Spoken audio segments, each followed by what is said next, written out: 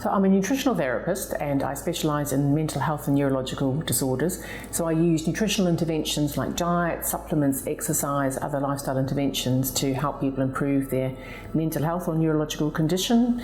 And that's anything from autism, ADHD, depression, anxiety, psychosis, through to cognitive disorders like dementia.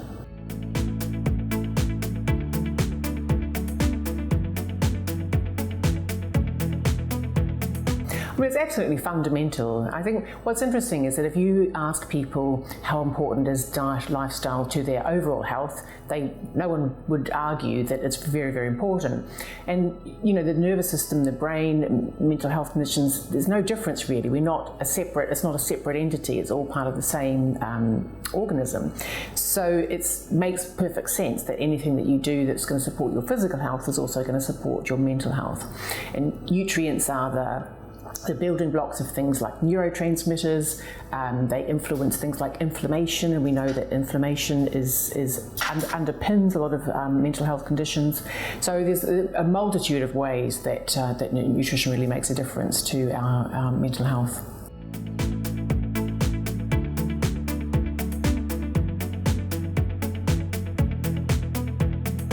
I don't know that it's that people don't take their mental health as seriously. I think there's just a lack of understanding of the options available to improve mental health. I think when most people seek help for their mental health, they might be advised to have some kind of talking therapy, which of course is very effective, or they might be advised to take some medication, which can be effective for some people. But unfortunately, the advice to look at diet and lifestyle is pretty limited for most people. So the only people who find that information are people who really go looking for it. And you know, most people sort of stop once they get the advice from their mainstream medical practitioner, which doesn't really talk about these types of treatments.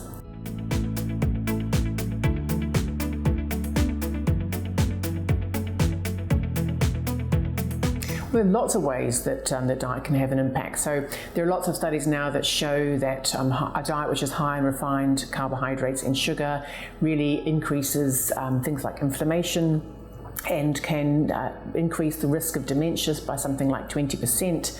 A high glycemic index diet, so that's a diet where the sugar the carbohydrate is quite refined, increases the actual pathology of Alzheimer's disease, so the actual the disease process within the brain. There are lots of different nutrients which are really important for the brain to function at its best. I mean, you could talk about, selenium, which is a neuroprotective antioxidant, coenzyme Q10, another neuroprotective antioxidant, vitamin E. The fatty acids in the brain, very important. So your brain is 60% fat and the most cholesterol-rich organ in the body. So it's really important actually to have a lot of fat, or plenty of fat in the diet, but also plenty of cholesterol in order to have a healthy brain which functions at its best. And the other thing is to recognize that mental health isn't just about having a healthy brain. There are lots of other aspects of the body which influence health, so mental health. So for example, your endocrine system, the creation of different stress hormones will affect someone's mental health. Women's female hormones will affect mental health. Men's male hormones will affect mental health. What's going on in your gut will affect mental health. If you've got some other inflammatory condition like rheumatoid arthritis, can affect mental health. So actually, mental health isn't just related to what's going on in the nervous system and the brain, even though that's quite an important part of it.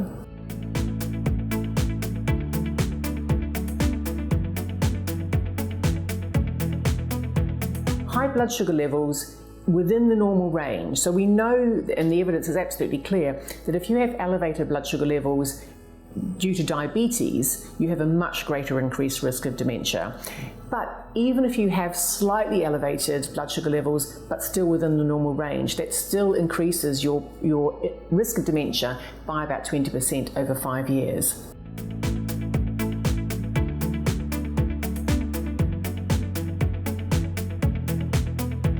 Sugar is one of the primary factors. Most children's diets have got too much refined sugar and refined carbohydrates and sugar. And it's not just the immediate effect of that, where you see it in some children where they have some sugar and they become hyperactive in the moment, but it's also the fact that sugar is like a drug, so it acts on the brain in the same way that something like cocaine does. And in fact, there have been studies which have shown that the brain sort of lights up in response to sugar in the same way that it responds to cocaine. So there is the immediate effect of sugar in perhaps sort of over-energizing children, but there's also the longer term effect. If you think of sort of the drug-addled brain of a cocaine addict, there's a longer term effect of that. And while it's not quite the same as a drug-addled brain, but we can think of that constant intake of sugar as being quite disruptive to normal brain function in children. And then added to that, many children don't get enough of various different nutrients which are really important for proper brain function. The most common deficiencies are things like zinc, magnesium. Magnesium has a very calming effect, so it enables children to focus better, to sleep better, reduces anxiety, which is a common issue. The omega-3 fatty acids, commonly deficient, so they are highly anti-inflammatory and a really important fatty acid for proper brain function.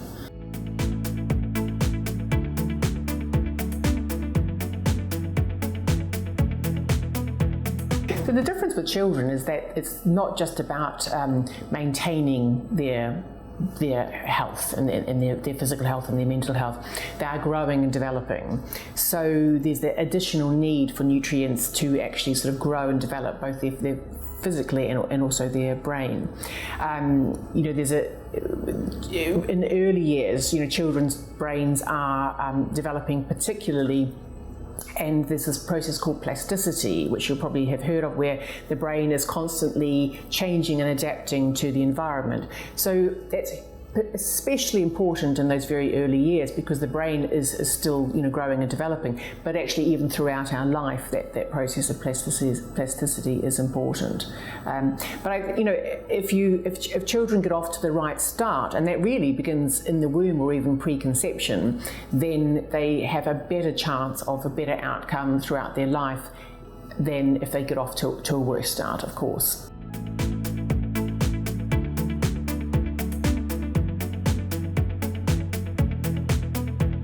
So there's lots of evidence that E numbers are harmful in a number of different ways, and that they can contribute to hyperactivity even in children who don't have a hyperactivity disorder. The problem that we really have is there's just not enough research done into the harmful effects of things like E numbers, because who would pay for that research?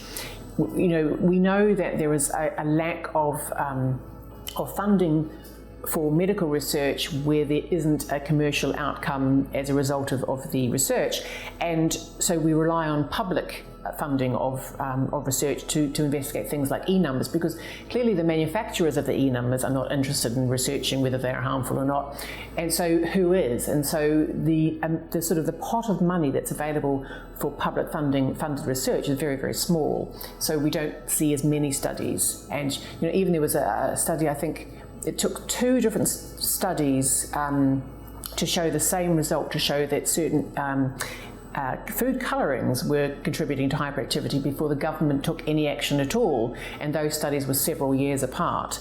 Whereas if there had been a financial incentive, then we would have had multiple studies within a very short space of time, and there would have been action taken pretty quickly.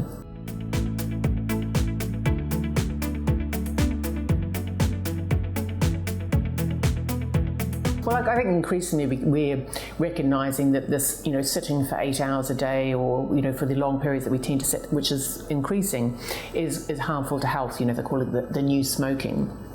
And so it's one thing to have, a sort of a sedentary lifestyle and then, go to the gym or sort of, factor in some level of exercise. But, I absolutely agree. It's about trying to change the way we live so that activity becomes more part of our normal life, and so that we are more walking and cycling to our place of work or education, and that the moving is incorporated into that setting, and so on.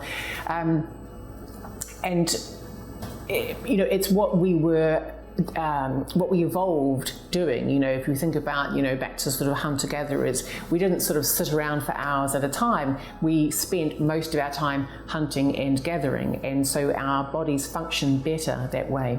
And increasingly, actually, there's evidence that shows that if you want to sort of optimize brain function, that there are sort of three core principles, which are, movement, intermittent fasting or hunger, and critical thinking. And so if you think about, the lioness who is hunting for a meal, she's hungry, she's moving, and she's thinking very, very carefully about how she's going to get this food. And the more hungry she is, she doesn't get worse at hunting, she gets better. Because if you think about it, and the same would have been for us when we, as early humans, if we got worse at finding food when we were hungry, we wouldn't have got past day 2.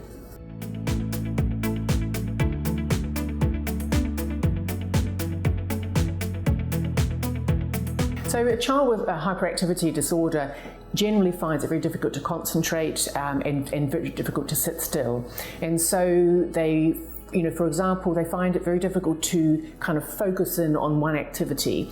And if you think about it, that in any activity that you're involved in, you might be focusing on one activity, but you might be aware that you can hear a little bit of blind rattling behind you. You might be aware that there's somebody else sitting there, on a computer. You might see that there's somebody else over there. So when you have a hyperactivity disorder, it's very difficult to filter out all of their other activity and just focus on the activity at hand, so those children can seem very distracted. They can also have difficulties just sitting still, so the children, they actually find it uncomfortable to actually sort of sit still, which means obviously focusing and learning at school becomes more difficult. And actually some studies suggest that if we let them actually walk around the classroom while they're learning, they would actually be able to focus better. So part of it is also maybe looking at how children are learning and whether we can adapt and actually have children walking and learning rather than having to sit still and learn if they do have that sort of hyperactivity disorder.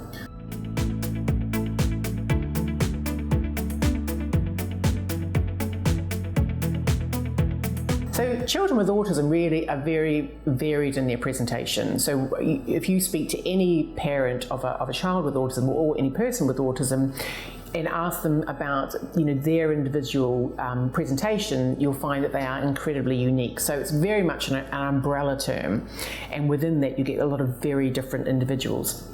But generally it's people who are having social difficulties. And of course there's a huge spectrum, which is why it's called a spectrum disorder, from people at one end of the spectrum who maybe have some very mild social difficulties, and at the other end they can be very severe, non-verbal, and have a lot of difficulty coping with the world.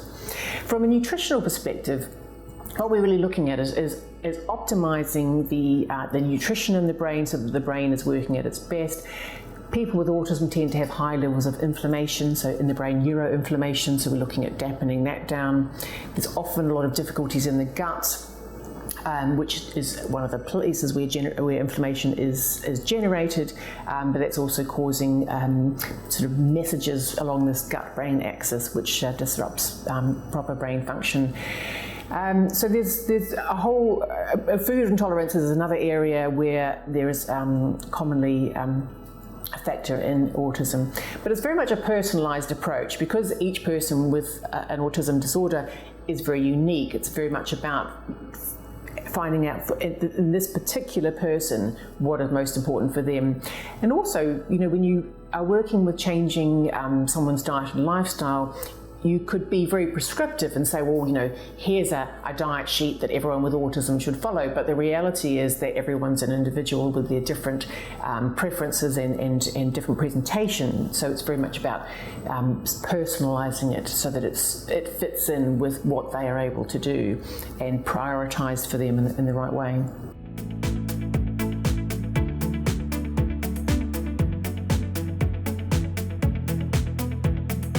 The key really with autism and hyperactivity disorders is, again, to look at the individual person and identify what it is specifically that they need. For most of them, it'll be reducing sugar and refined carbohydrates, making sure they've got enough fat of the right type, that they have got the right level of different nutrients that they need, and that they've got a good gut flora. So increasingly, of course, we know that the microbiome, this ecosystem in the gut, is absolutely essential for good physical and mental health, and it plays a very key role. And it's rare to find a child who hasn't had plenty of antibiotics already, and that, of course, is a major disruptor of gut function, of the gut microbiome. So that's a big factor too.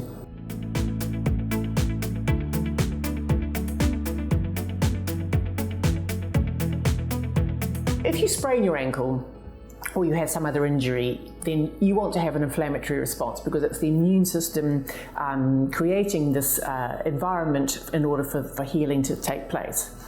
So that's a good inflammatory response. But what we see underpinning a lot of different conditions, and whether there's physical health conditions or mental health conditions, is this chronic low-grade inflammation which permeates both body and brain. And so one of the things that's often very important when we're looking at a nutritional approach or a natural approach is about reducing that inflammation, but also reducing the source of the inflammation, because it's one thing to dampen it down, and you can do that with medication. For example, you could take anti-inflammatory medication, which is being kind of researched at the moment as a treatment for depression, for example. But really what you want to do is get to the source of it. Where is the inflammation coming from, and tackle it at source. So one of the main sources of inflammation is the gut. So we've got an unhealthy microbiome. We'll be generating these pro-inflammatory cytokines or chemical messengers, and that can contribute to inflammation throughout the body. Also, we can have a lack of antioxidant nutrients. So antioxidants are the quenchers of inflammation. Some of the key ones might be, vitamin C, vitamin E, selenium, and they are. Without them, then we can have this increased level of inflammation present.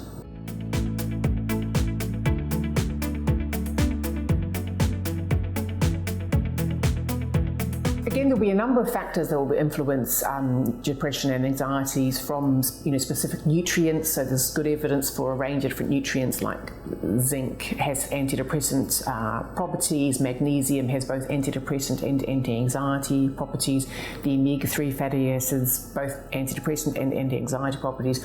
I could go on. There are lots of nutrients which are really important, and for most people, the modern diet is lacking in many of these nutrients. So for some people, it's simply a nutrient deficiency disease, that they have a lack of the nutrients that are needed for their brain to be functioning at its best. There's also will be multiple factors, for most people. The role of sugar and its pro-inflammatory nature, again, the gut, the microbiome, the effect that that's going to have on the brain. And of course, not forgetting the lifestyle factors, not getting enough sleep, and our interaction with our environment, the rise of social media and those sorts of pressures. And air pollution is probably another thing which is probably quite important to mention as well. We know that particularly, we're here in London at the moment, and we know that the level of air pollution is illegal and contributing to a whole range of different conditions, such as heart disease and stroke. But it is also contributing to mental health conditions like depression and dementia.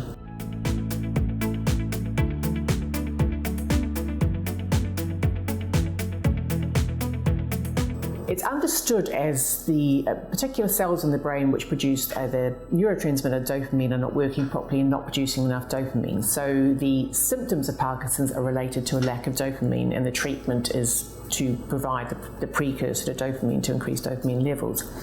But the cause of the Parkinson's is not known. So there are a number of suspicions around toxicity. It seems that Parkinson's is more prevalent amongst, for example, farmers who have been exposed to a lot of agrochemicals over the years. But nobody really knows. From a nutritional perspective, what we're doing is looking at again optimizing the biochemistry of the body, so that we are addressing nutrient deficiencies and trying to tackle each of the factors which might be contributing to the dysfunction. And so again, amongst those areas where there's some research, there's a link between lack of vitamin D in Parkinson's, there's a link between elevated homocysteine and Parkinson's, It's very likely that the gut flora is playing a part.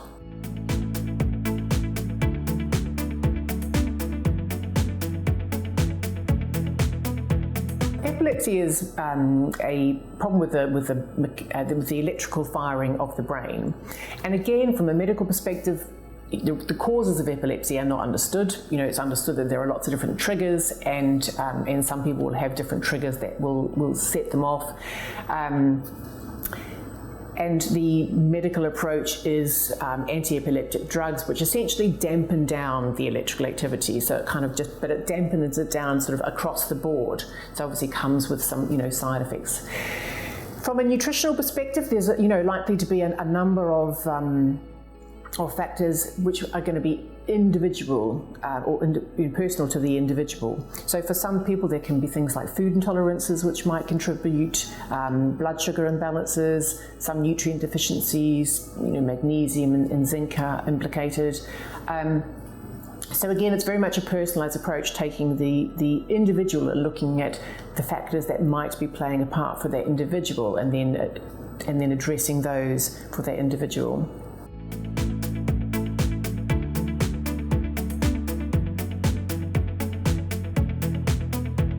The endocrine system is our hormonal system. So it is a system which produces various different hormones which regulate various different functions. So we can think of, for example, the adrenal glands are a gland which produces stress hormones, and they influence our ability to cope with stress.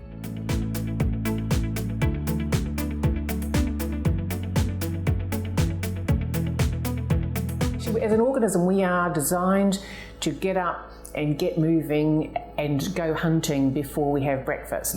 And we have this mechanism, which is this release of cortisol in the morning. So we have a circadian rhythm, which means we have this release of the sort of longer acting stress hormone cortisol, and we have the highest levels in the morning, and then it drops off through into the evening. The main purpose of cortisol is to release sugar that is stored around the body into the bloodstream in order to give us the energy that we can get up and go hunting and gathering without having had to eat.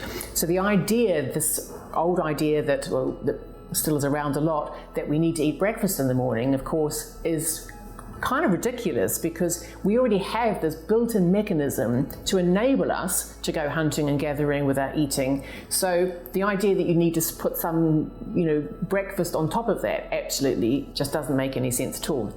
Nobody benefits from breakfast eating apart from the breakfast food manufacturers.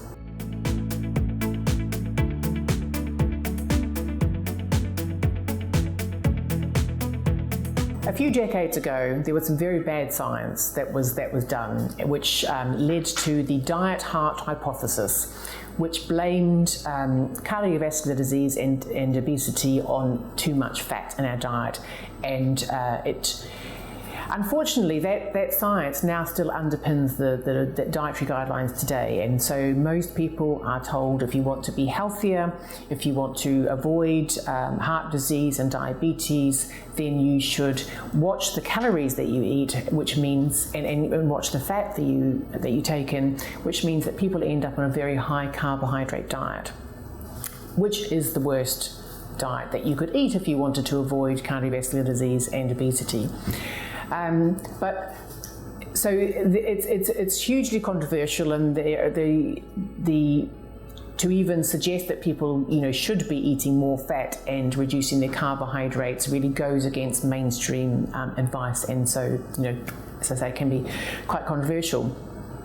But we know that that sugar and refined carbohydrates contribute to elevated levels of triglycerides, so the blood fats in our blood, and contribute to obesity and diabetes, to risk of cancer, dementia, and so on. And actually the lack of fat in the diet has a problem for two reasons. One, because actually fat's very important. It has a lot of important roles in the body. But also, if you eat a low-fat diet, your diet will naturally become high in carbohydrates, or you'll be very, very hungry.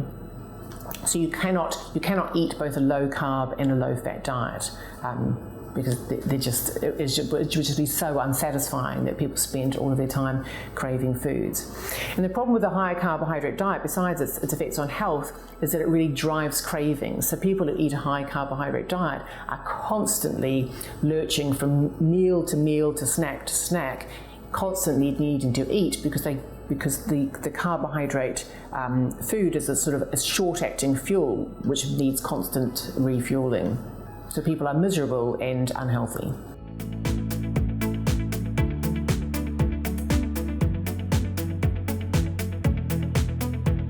There's a lot of misinformation around diet and cholesterol and the risks of cholesterol.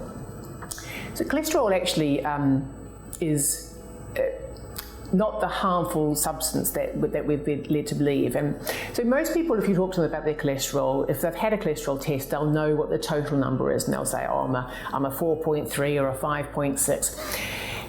That total cholesterol number is the most irrelevant number that you could possibly have. It tells you nothing useful whatsoever. Within that, you've got the so-called good cholesterol and the so-called bad cholesterol.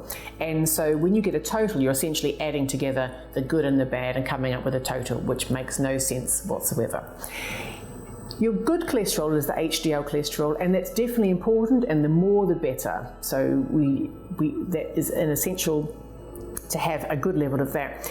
Even within the so-called bad cholesterol, the LDL cholesterol, there are different types, and there is the bad type of LDL, which are the small, dense molecules which are harmful. But there's also the big, bouncy, fluffy types of LDL cholesterol, which I always visualize as sort of like the beach ball that's sort of bounding harmlessly along the artery wall, doing no harm at all. So even if people know their LDL number, it's not actually that useful unless you've actually got the breakdown of the types of LDL that it is. And then you've got the triglycerides. And so triglycerides are the fat that's circulating in the blood. And of course, most people assume that if you've got fat circulating in the blood, it must come from the fat that you've been eating. But of course, it's not as simple as that. The fat that's circulating in the blood actually comes from carbohydrates that we eat, and the carbohydrates are then converted into fat in the liver and then sent out around the body. So the two most important numbers that people should know about their cholesterol is the HDL, which should be as high as possible, above 1 definitely, above 1.5 even better, and the triglycerides, which should be as low as possible, definitely below 1. The rest of it is pretty irrelevant.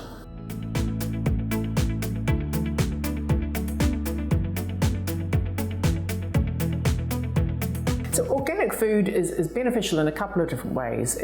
First of all, obviously, it doesn't have the pesticides, which is great because it means people aren't taking in those chemicals which the body then has to detoxify.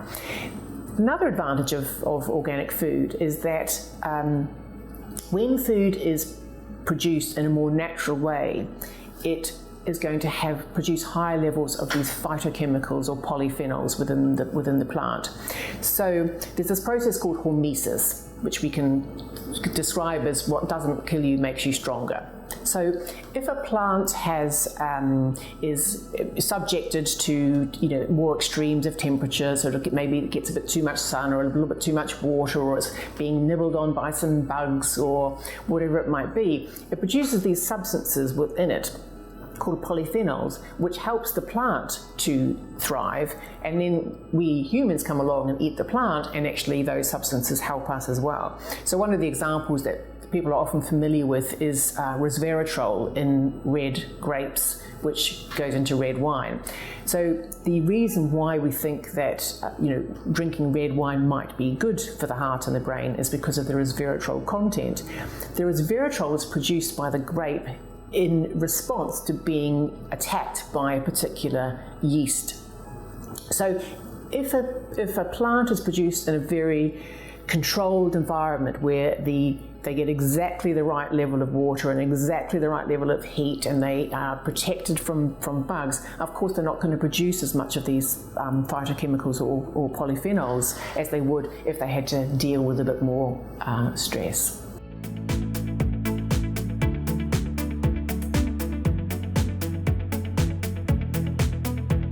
So phytonutrient is the broad name for plant-based nutrients that which would include basically when we talk about superfoods. There's no such thing as a superfood really, it's a marketing term, but if we were to kind of group together all the superfoods and say, well, what do they have in common? They all have in common phytonutrients. So whether it's the sulforaphanes in the broccoli or the anthocyanins in the berries, or whether it's the curcumin and turmeric, or whether it's the resveratrol in the red grapes. All of those foods have a phytonutrient within them that gives them their superfood property, and some of those phytonutrients are polyphenols and some of them are other types of chemicals.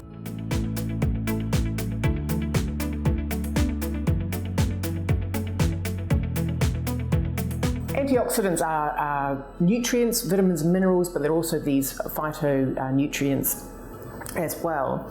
And we can think of, if you think of our kind of biochemistry, we recognise that there are some parts of the diet which provide fuel. So we can be fueled by carbohydrates, we can be fueled by fats, we can be fueled to some extent by protein. And those are called the macronutrients because they're the nutrients that we need in larger quantities. And then we have all these other nutrients called micronutrients, which include the antioxidants. And these are what are responsible really for the repair and maintenance and the proper functioning of our body and brain. And so antioxidants have some more specific functions around protection. So for example, selenium is a neuroprotective antioxidant. Helps to protect the cells of the brain. Vitamin E is an antioxidant which works particularly in fatty tissue, so the brain is a very fatty organ, so vitamin E is very important in producing and protecting the brain.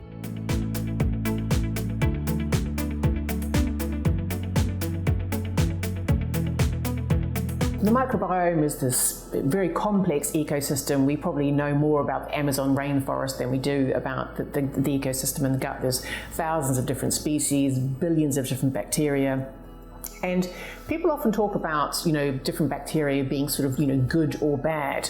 The reality is that there may be a few bad players, but in general, the vast majority are neither good nor bad. They are part of a healthy ecosystem. In the same way, if you think about the Amazon rainforest, some people might think that tarantulas are not necessarily their favorite resident of the rainforest. They're not bad, but you wouldn't want the place to be absolutely overrun with them. So in the context of the balanced environment, they're all good. And likewise in the gut, you've got to have a really diverse ecosystem. So when we talk about ecosystems in general in the outside world, we talk about biodiversity as being absolutely key to a healthy ecosystem. And likewise, it's the same in the gut. We want the most diverse ecosystem possible.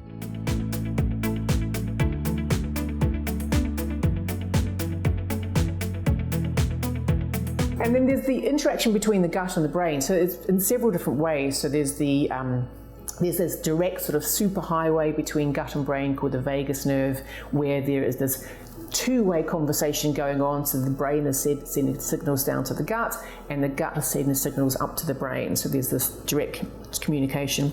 The microbiome, depending on the balance, depending on the health of the ecosystem, can be generating these pro-inflammatory cytokines which can contribute to inflammation, and we know that inflammation underpins most mental health conditions. It's even thought that the bacteria, so we exchange words as our communication, we pass them back and forth, whereas bacteria and other organisms are passing between them these substances called organic acids, and that's how they communicate. These organic acids can actually travel directly up the vagus nerve and act as neurotransmitters on the brain. So depending on the kinds of bacteria and other organisms that you have and the kinds of conversations they're having, that can have a direct influence on our brain function.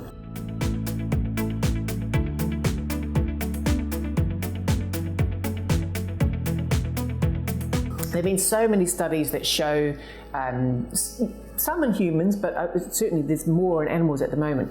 But for example, there's a study which looked at mice, And so there are some species of mice which are more inclined towards being anxious, so when they put them through stress tests they always perform worse. And there are some types of mice which are more prone to being more relaxed. So what they did with these mice is they swapped over or translocated their gut flora, and they found that these genetically anxious mice became more relaxed, and the genetically more relaxed mice became more anxious after they swapped over the gut flora, which suggests that your gut flora overrides your genetic tendencies, which is pretty amazing.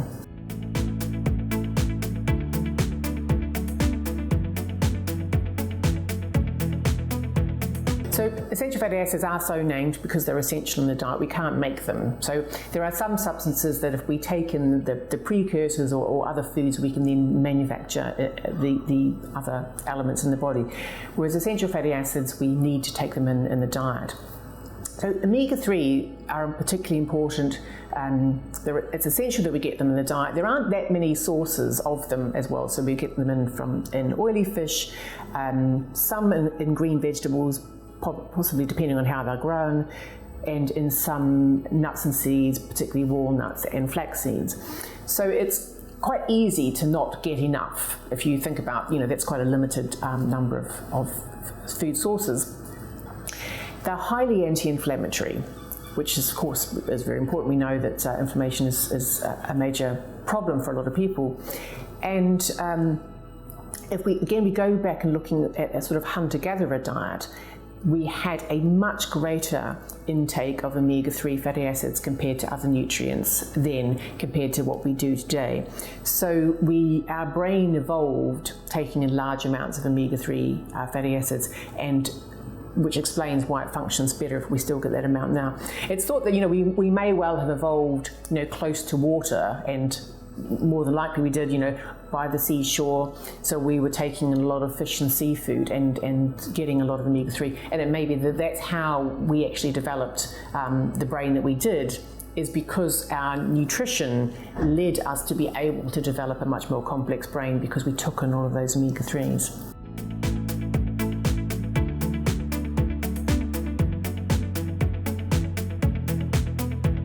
So omega-3s are important for our brain health and heart health, highly anti-inflammatory fatty acid. Difficult to get enough from diet alone, so most people do benefit from a supplement and something with high levels of the EPA and DHA is what's really important. A lot of people look at the supplements and they go for these sort of 3, 6, 9 type supplements, but really you're paying for 6 and 9 that you probably don't need, and you could get much more easily from food. So the omega-3, it's important to focus on that element of it from the supplement.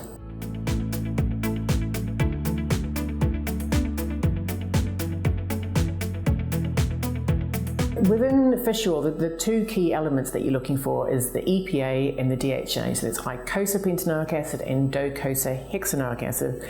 And the EPA has a very strong functional role in the brain, whereas the DHA has a more structural role in the brain. So EPA has a half-life of something, like 2.5 weeks, whereas DHA will have a half-life in the body of a couple of years, because DHA is actually incorporated into the brain tissue. DHA is particularly important in children, so infants, because their brain is growing and developing, and in older people because their brain is at risk of degeneration. So at either end of the age spectrum, higher DHA is more important, whereas in the middle, the EPA is probably more important. But the good thing is that the body can translate from one to the other, so it isn't necessary to focus on one or the other, a good balance of the two.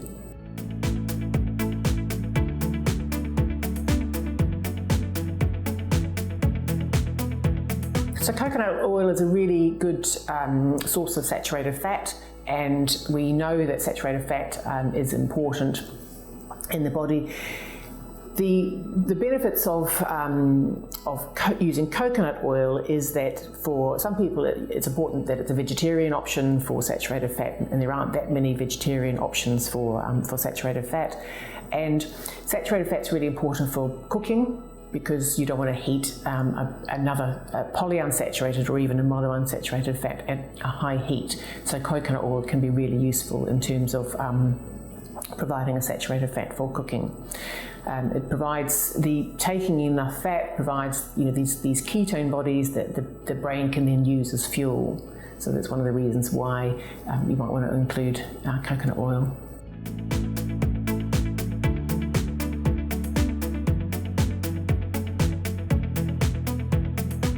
So one of the main reasons we want to have fibre in the diet is because it provides good food for our gut bacteria. So if you want to have a thriving microbiome, thriving gut bacteria, then they've got to have some fibre to feed them.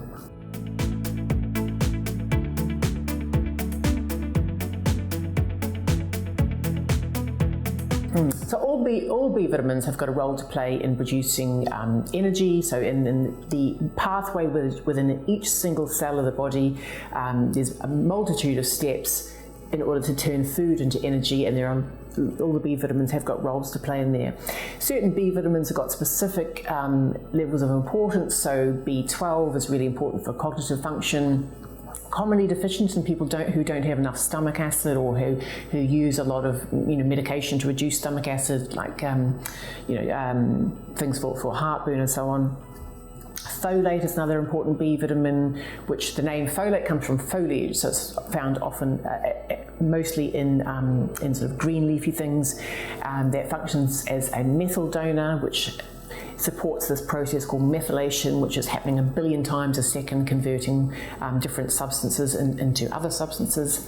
Vitamin B6 is very important for hormone balance in particular. All of the B vitamins have got a role to play, and in general we tend to recommend them in a complex because they all work together. So rather than focusing on taking one single B vitamin on its own in large doses, it's better to take them together, the whole team.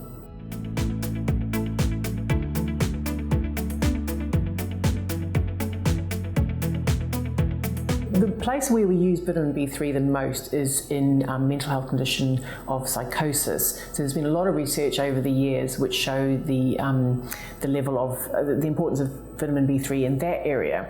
It's also involved in the conversion of, or in the supporting the conversion of the amino acid tryptophan into the neurotransmitter 5-HTP and then onto serotonin. So vitamin B3 can be very helpful in terms of mood for that. If we don't have enough B3, then we are likely to get less serotonin.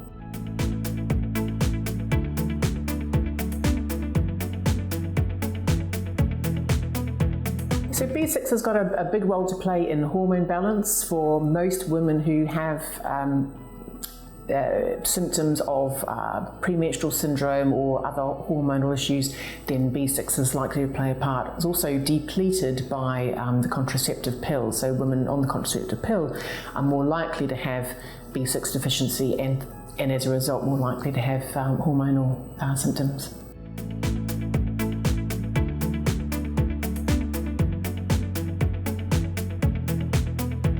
Yeah, so B12 is found primarily in animal products, so it's particularly likely to be low in vegetarians or vegans, and it's particularly important for cognitive function. So there's been lots of studies to show that low levels of B12 influence risk for dementia. And what's interesting about that also is that even if you've had your B12 measured and it's and you have what's so-called a normal level, but it's in the lower half of the range, you might still benefit cognitively from increasing your intake and getting it into the top half of the range.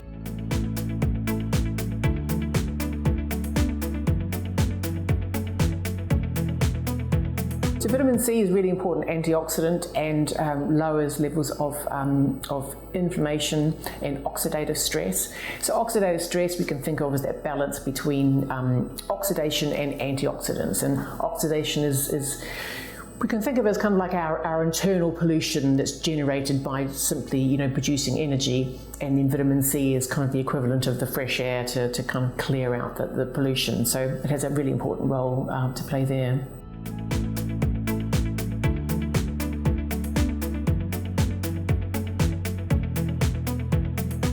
D has got a huge range of functions. It's interesting, you know, there were years ago people thought vitamin D was really important for bones and teeth, and that was just about it. But now we know that there are vitamin D receptors pretty much everywhere in the body. It's important in terms of, you know, reduction of risk of breast cancer and prostate cancer.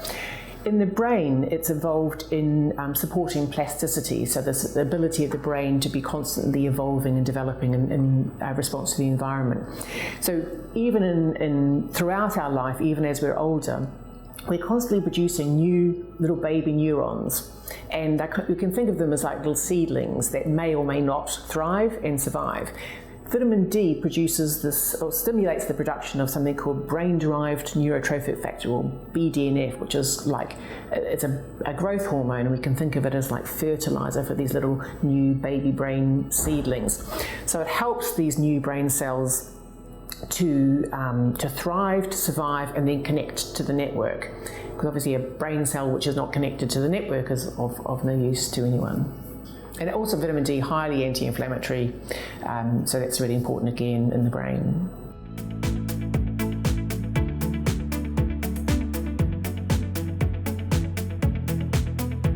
Yeah, vitamin E is another antioxidant. It helps to recycle vitamin C, so the antioxidants kind of work in a bit of a team situation.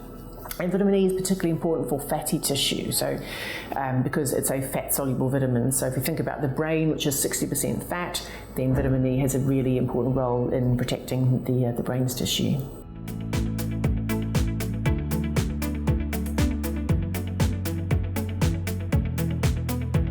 Vitamin K has got particularly important in relation to blood clotting and also to bones. Where we're seeing a real importance of vitamin K at the moment is that a lot of people are realizing that they need to take vitamin D in order to not be deficient in it. If you take a high dose of vitamin D and you're not getting enough vitamin K, then you risk the extra vitamin D may cause your calcium to not go into the bones where it should be, but actually to form, you know, calcium type stones like kidney stones and that sort of thing. So vitamin K is very important for making sure that the vitamin D supplementation is doing the right thing. We can make some vitamin K in the gut, and probably adequate if you're taking low doses of vitamin D, you've probably got enough vitamin K being made, but if you're taking high doses, then you should take it with vitamin K.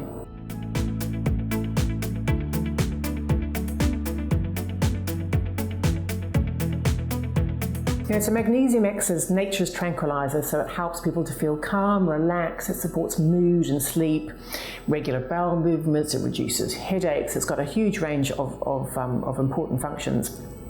Most people that I see are deficient in magnesium.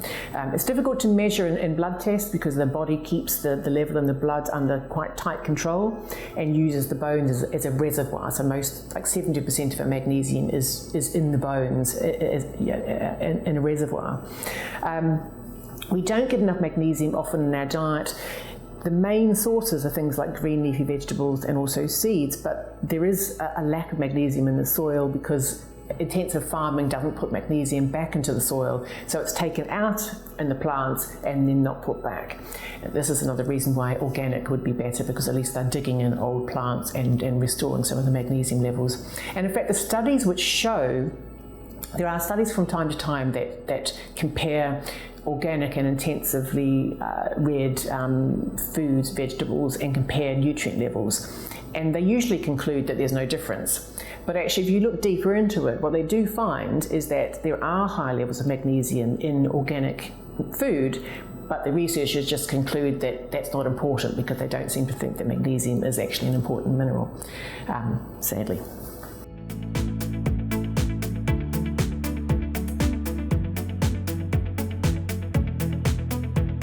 Yeah, so zinc is another really important mineral, really important for the immune system, for cell division. So every time a cell divides, it needs zinc. It has an antidepressant property, so there have been some good studies now which show that it has that effect. It's one of the minerals that we find most commonly deficient when we do blood tests, so almost everyone lacks zinc.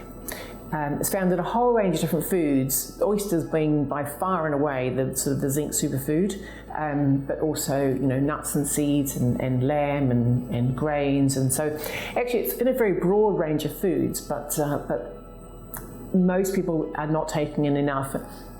And if you look at some of the national diet and nutrition surveys, where they're actually looking across the population at how much of different nutrients people are actually taking in their diet, even there it shows that people don't get enough zinc in their diet.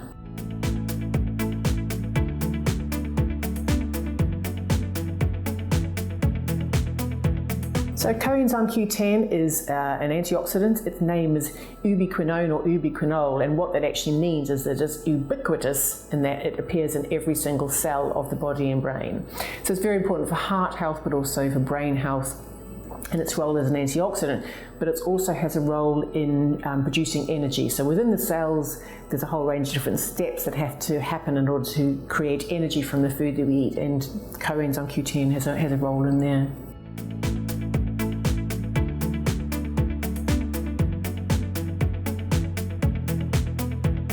Is really important because it enhances the oxygen carrying capacity of the blood. So it's very important for energy, and people can be have low energy if they are low in iron. People can also be hyperactive, conversely, if they are low in iron. So some children with hyperactivity can be low in iron, for example. And iron deficiency obviously is more common in women who are menstruating, who are losing more blood, but it can also be in people who have unexplained iron deficiency. Then it can be that actually they've got some issues in the gut, maybe undiagnosed celiac disease, where they're actually just losing a little bit of blood through the gut. But in such a tiny amount that they wouldn't necessarily notice, but that sort of drip, drip, drip of blood.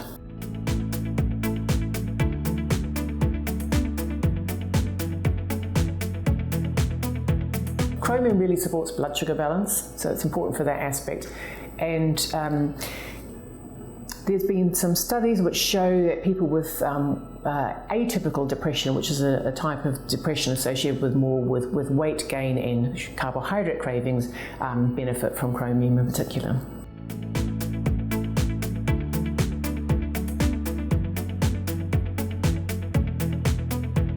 Copper's an interesting one. Deficiency of copper is not that common, and excess of copper is problematic in that it can contribute to anxiety and even paranoia. So, but it also is important as an antioxidant, and it supports the uptake of iron. What's really important is to have the balance between copper and zinc. So if you take in excess zinc, you can reduce copper, or if you don't have enough zinc, then copper can elevate. So really what's important is to get the ratio between copper and zinc right.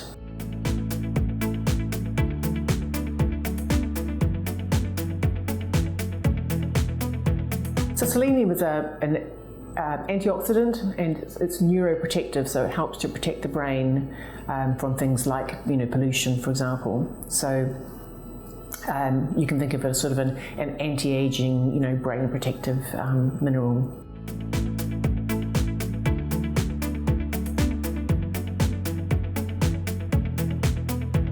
So having enough stomach acid is really important in order to make sure we can take up the B12 from our food. If we don't have enough stomach acid, we don't, the process by which B12 is absorbed can't happen properly. And one of the things that's important for enough stomach acid is zinc. So many people who don't have enough stomach acid will be low in zinc.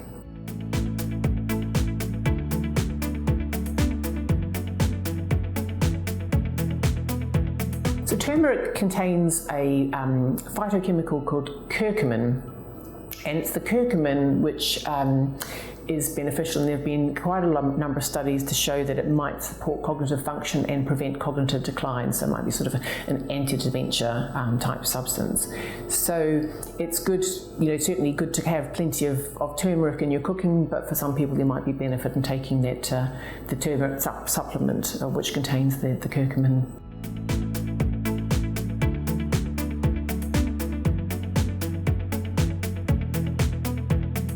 Garlic is really great for gut health, for supporting gut flora.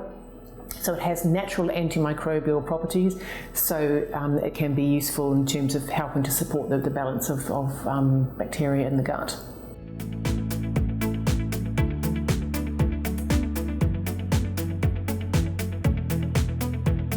Milk thistle is a lovely herb which supports the functioning of the liver, so it helps with detoxification. The good thing about milk thistle is that it's a very gentle herb that can be taken by most people, and it can provide that really gentle support to the liver to enable it to do its detoxification processes more effectively. There is some evidence that it might even help regeneration of damaged liver tissue.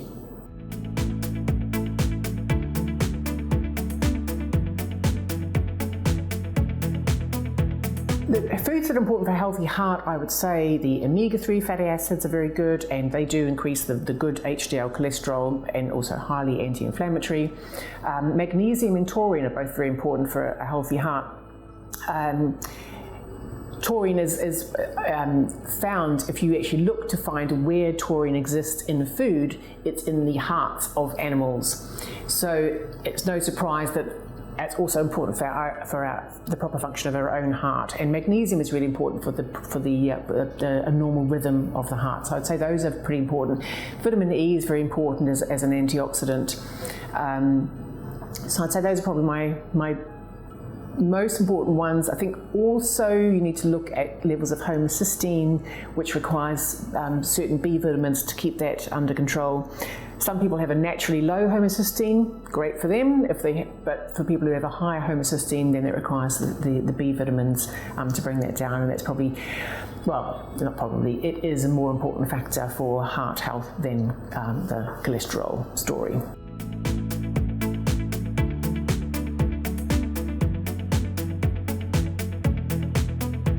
In a nutshell, food for a healthy mind is good, proper, fresh, colourful food. There isn't one single food that people should be eating, and there isn't one single diet that people should be eating, but it should not be a lot of beige carbohydrates. It should ideally be fresh vegetables, good quality protein, so ideally, if possible, organic, free-range, grass-fed, etc., is definitely going to give you a much better quality protein than intensively reared. Plenty of good fats, which could be things like olive oil, coconut oil, and then organic loose fat, lard, dripping, butter, those sorts of things, which are all good fats as well. Moderate amounts of fruit. Fruit has got some health benefits, but it also is sugar, so we should look at it as sort of a healthy alternative to sweet treats. Grains and pulses don't suit everyone so well, but pulses can make up a good part of a healthy diet. They do provide some good fibre and some good nutrients, and likewise whole grains are good in terms of their nutrients and fibre. But not everyone suits all types of grains.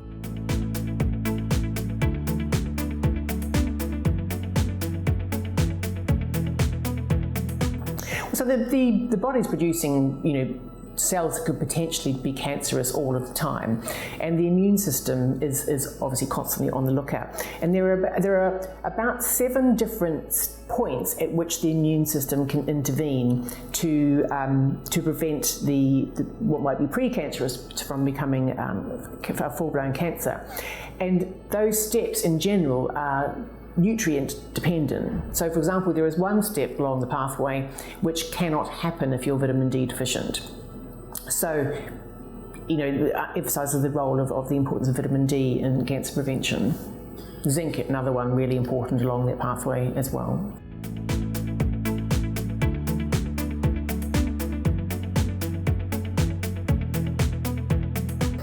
Eating a diet which is high in sugar and refined carbohydrates, that can affect their ability to sleep, because the brain can be a bit wired, or if they have too much caffeine, that can affect their ability to sleep. But also nutrient deficiencies. So magnesium is a really key nutrient for sleep. it really helps the mind to calm and prepare for sleep. And there's also an amino acid called taurine, which is really important for sleep.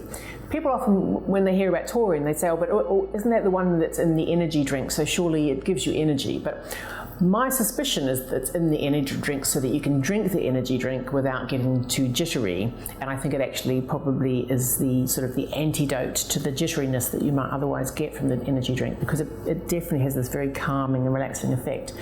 The main source of taurine actually is offal like heart, which of course most people don't eat. So taurine, it's not an essential amino acid in that we can make it ourselves, but most people probably don't make enough. So that's another nutrient that we often look at adding into the diet to help people get better quality sleep.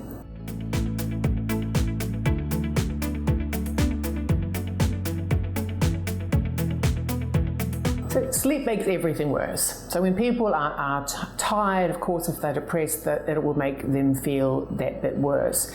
But also, while you're asleep, the essential maintenance is going on in your brain. So it's kind of like, the gremlins that clean up come out at night while you're asleep, and as soon as you're awake, they have to scurry off, and they can't get on with their maintenance work.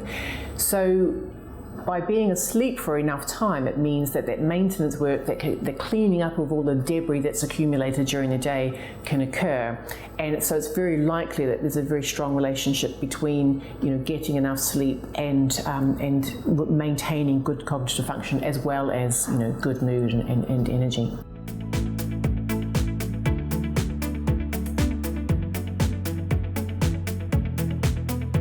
Well, stress is a major factor.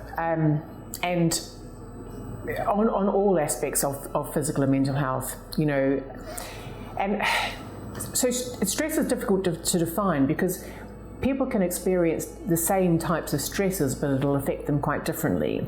So it's really less about the stress and more about how people are handling the stress and how it fits in with their environment. There are people who thrive on certain levels of stress and other people who don't. The worst kind of stress, of course, is the sort of unremitting, unrelenting stress, and for most people that grinds them down, and it's just, it's kind of like, you're driving your car at full speed all the time, and you just never take it in for the maintenance, and it just eventually it can't cope anymore. So you can. So depending on the types of stress that people are experiencing and how that feels to them, then it's good to try and incorporate either some reduction in some of those stresses, if that's possible, or some sort of stress remedies, which might be for some people, meditation or yoga or Tai Chi, or just some simple time out, or So again, for each individual person, it's important to look at how the stress is affecting them, and then what might suit them in order to try and modulate that stress. And then again, looking at the nutrients, the Magnesium, vitamin C, B vitamins are all very important stress-busting nutrients as well.